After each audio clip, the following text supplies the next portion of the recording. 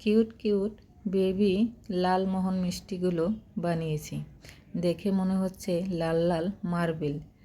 দেখতে এতটা সুন্দর, শুধু দেখতে ইচ্ছে করে।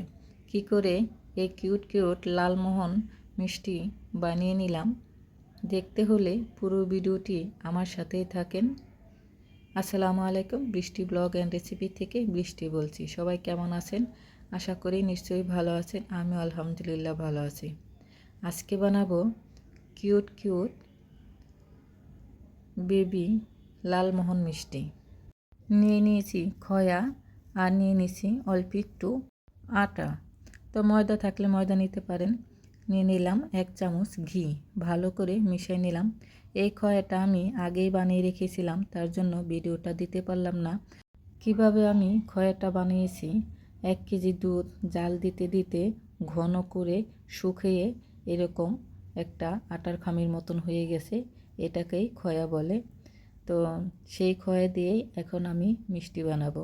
আর মিষ্টিগুলো আমি খুবই ছোট ছোট করে বানিয়ে নিচ্ছি। দেখেন, খুবই ছোট ছোট করে বানিয়ে নিয়েছি। এই মিষ্টিগুলো এখন, বেবি মিষ্টিগুলো এখন আমি ভেজে নিব। তেল যখন হালকা গরম হয়েছে তখন এই মিষ্টিগুলো আমি দিয়ে দিয়েছি। এখন আমি আস্তে আস্তে একটু উল্টায় দিচ্ছি, যেন 4-5টা সমানভাবে হয়ে যায়। আর লাল লাল করে ভেজে নিয়েছি, একদমই লাল লাল করে দেখেন ভেজে নিয়েছি। বাকিগুলো দিয়ে দিচ্ছি, একটু ফাঁকা ফাঁকা করে দিচ্ছি যেন জোড়া না লেগে যায়। এগুলো আমি লাল লাল করে ভেজে নিচ্ছি, আর একটু লাল করব। সবগুলো মিষ্টি আমার ভাজা হয়ে গেছে। এখন আমি মিষ্টির শিরা বানাবো। তো মিষ্টির শিরা কী করে বানাতে হয় তা তো সবাই কম বেশি জানে, তারপরও বলে দিচ্ছি। 1/2 কাপ চিনি দিয়েছি আর 1.5 কাপ পানি দিয়েছি। তারপর জাল দিয়ে নামিয়ে এখন আমি মিষ্টিগুলো দিয়ে দিচ্ছি। ঢাকনা দিয়ে ঢেকে রেখে দেব 2 ঘন্টা। যতটা সময় রাখা যায় রাখলে বেশি ভালো হয়, ফ্রিজে রেখে দিলে তো আরও ভালো হয়। তো আমি 2 ঘন্টা পরে আসলাম। তারপরে দেখেন মিষ্টিগুলো ফুলে দেখেন কত সুন্দর হয়েছে। সবগুলো মিষ্টির ভেতরে রস কিন্তু গেছে, দেখলে বোঝা যাচ্ছে রসে টসটসে। তো আমি একটা ফুল দিয়ে সাজিয়ে নিলাম। তো আমার এই বেবি মিষ্টিগুলো বানানোর রেসিপিটা কেমন লাগলো?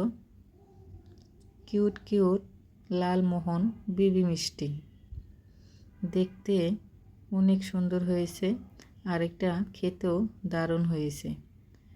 আমি একটা ভেঙে দেখাচ্ছি, দেখেন একদম দোকানের মিষ্টির মতন। গায়ের স্কিনটা কিন্তু অনেক সুন্দর হয়েছে, আর ভিতরেও কিন্তু অনেক রস, দেখেন কতটা নরম। ওই দেখেন ভিতরে কত সুন্দর হয়েছে। মিষ্টির শিরাটাও অনেক ভালো হয়েছে, না ঘন না একদম পাতলা, একদম পারফেক্ট হয়েছে। তো সবাই ভালো থাকবেন, সুস্থ থাকবেন। আমার রেসিপিটা কেমন লাগলো সুন্দর মতামত কমেন্টে জানাবেন। আল্লাহ হাফেজ।